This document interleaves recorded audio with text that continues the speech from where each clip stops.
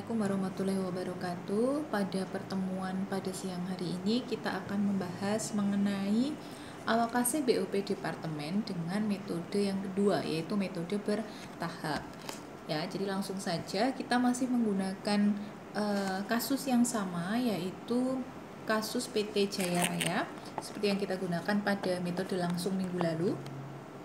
Jadi di sini sudah disediakan data antara lain budget BOP ya. Kalau kita ingat kembali, kita kan punya dua departemen, yaitu departemen produksi dan departemen pembantu. Yang masing-masing departemen produksi punya departemen A dan B, departemen pembantunya adalah X dan Y. Nah, kita lihat di sini. Jadi untuk X dan Y itu anggaran atau budgetnya 10 juta dan 7.500.000. Di sini juga disediakan data taksiran dasar pembebanannya masing-masing. Yang kedua adalah data BOP sesungguhnya ya, dengan departemen-departemen yang sama. Jadi ada data budget BOP dan BOP sesungguhnya. Kemudian pertanyaannya di sini masih sama juga dengan metode langsung, yaitu jika biaya departemen X ya, X tadi pembantu ya, dialokasikan berdasarkan luas lantai dan departemen Y berdasarkan jumlah jam kerja.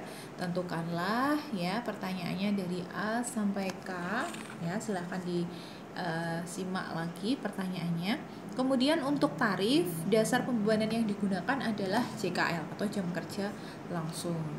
Nah, perbedaannya apa? Untuk metode bertahap ya, ini saya buatkan 3 poin yang membedakan antara metode ini dengan metode langsung.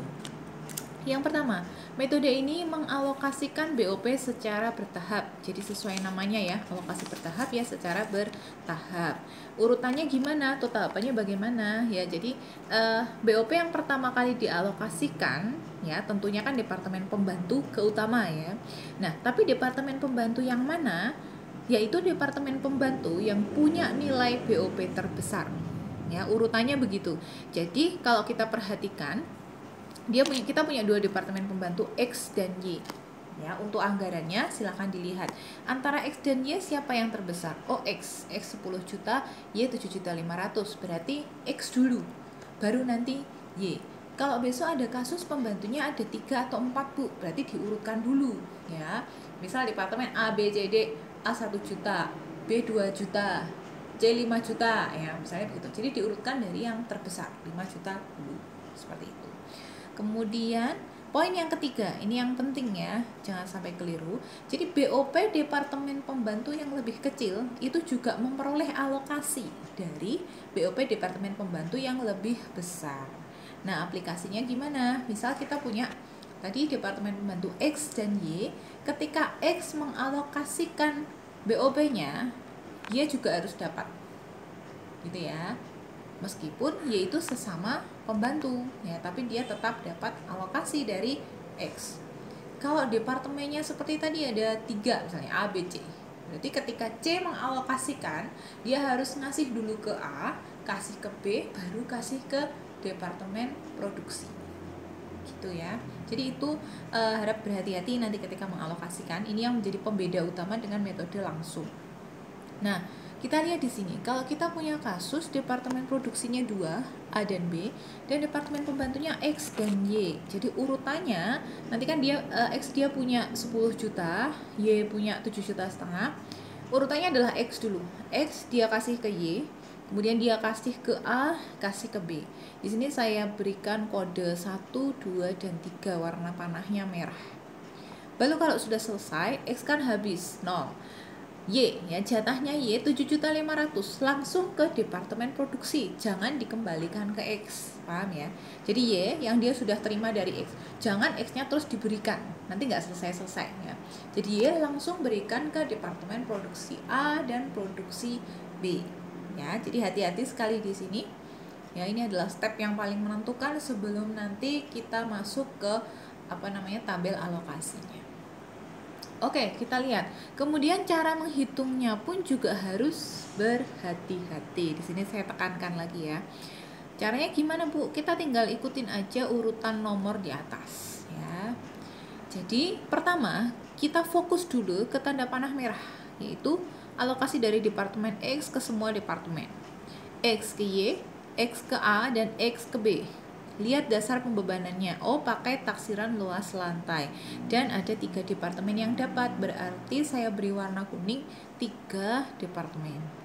Y 500, A 1000, B 300. Dijumlahkan ketemu 4.500 ya. Tinggal itu penyebutnya ya, pembilangnya tinggal dimasukkan masing-masing. Dikalikan yang dialokasikan berapa? 10 juta. Kemudian kita kalikan hasil penjumlahnya berapa. Stop sampai di sini, jangan hitung yang alokasi Y ya, stop dulu sampai di situ. Kenapa? Karena nanti jumlah Y yang akan dialokasikan berbeda. Jadi hati-hati ya, jangan seperti metode langsung kemarin, langsung kita buat ya, semuanya dihitung perkaliannya, tidak seperti itu. Nah, terus step berikutnya apa, Bu? Setelah hitung alokasi dari X ke semua departemen atau nomor 1, 2, dan 3, langsung buat tabel alokasi budget BOP. Jadi silahkan lihat di slide berikutnya. Di sini ada departemen jasa atau pembantu dan departemen produksi atau utama. Ya, XY, AB. Kemudian tuliskan budget BOP sebelum alokasi, di situ tuliskan masing-masing nilainya sesuai data di atas. Kemudian alokasi BOP, tulis yang X dulu. Nah, ingat ya, yang terbesar dulu yaitu X. Nilainya 10 juta. X dikurangi 10 juta. Dialokasikan kemana saja? Ke Y, ke A, dan ke B. Tulis masing-masing sesuai hasil perhitungan sebelumnya. Kemudian dibuatkan atau dihitungkan subtotalnya masing-masing. X tentu saja harus 0. Kemudian Y itu adalah penjumlahan dari 7.500.000 plus 111 sekian. Ya. A dan B nggak usah dihitung dulu.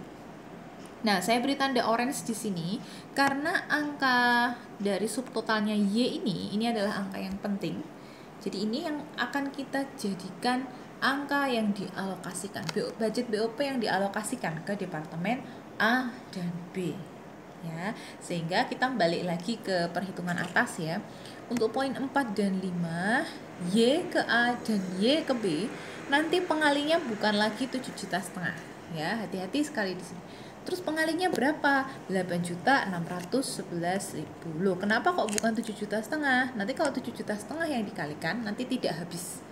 Nah, kan nanti akan tersisa alokasi BOP yang dia dapat dari X. Bisa dipahami ya. Baik, kalau sudah tinggal dihitung untuk dasar alokasinya Y ke yang lain. Itu pakai jumlah jam kerja. Saya kasih tanda biru. Ya, karena yang dapat cuma 2, A dan B, berarti tinggal dijumlah 2.800 plus 1.200 ketemu 4.000. Itu menjadi penyebut pembilangnya adalah masing-masing taksiran dasar pembebanan. Sudah? Kalau sudah, kalikan dengan 8.611.111. Nah, nanti ketemu berapa nilainya.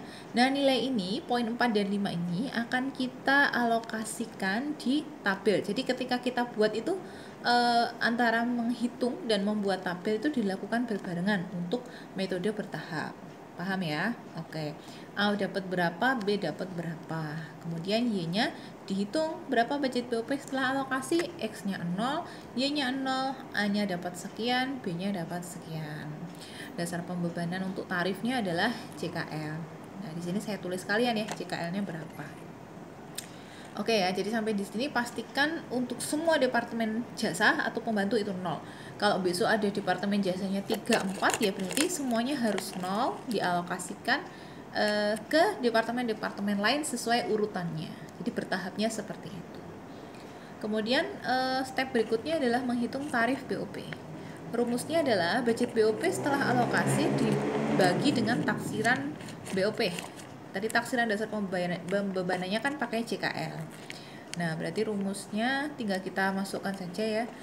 Untuk departemen A dia dapat 24.861 per JKL, departemen B 56.684 per JKL.